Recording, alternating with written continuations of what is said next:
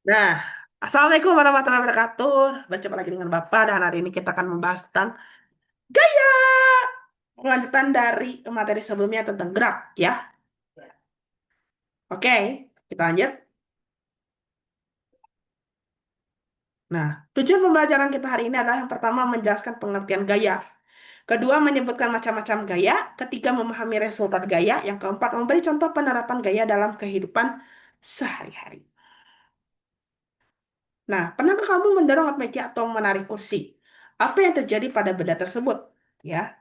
Mari kita diskusikan bersama sebelum masuk ke materi tentang gaya. Dan kalau kita simak pembahasannya aja ini ya tentang pengertian gaya.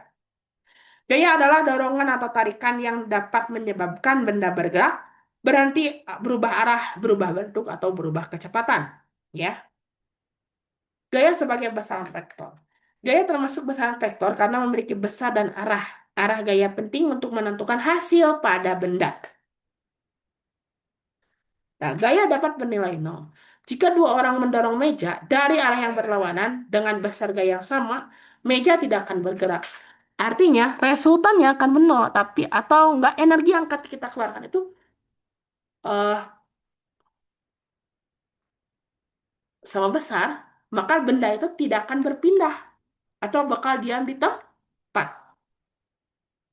Nah, resultan adalah gabungan dari beberapa gaya yang bekerja pada suatu benda. Jika gaya searah dijumlahkan, jika gaya yang berlawanan dikurangi, ya.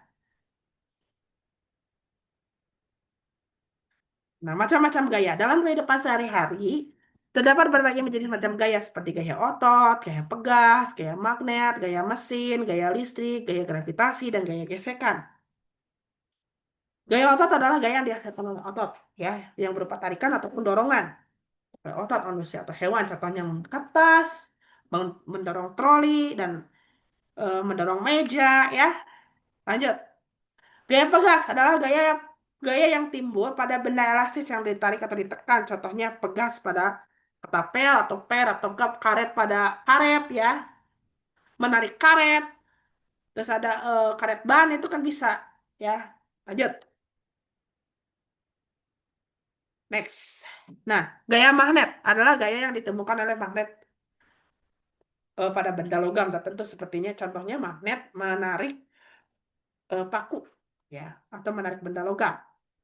Terus ada gaya listrik. Gaya listrik ini muncul karena adanya mulatan listrik. Contoh balon yang digosok rambutnya dapat menarik potongan kertas kecil.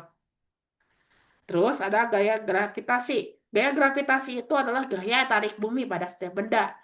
Contohnya apa jatuh dari pohon, terus kita jatuh ke bawah, gaya atas jatuh ke bawah dan tidak melayang gitu.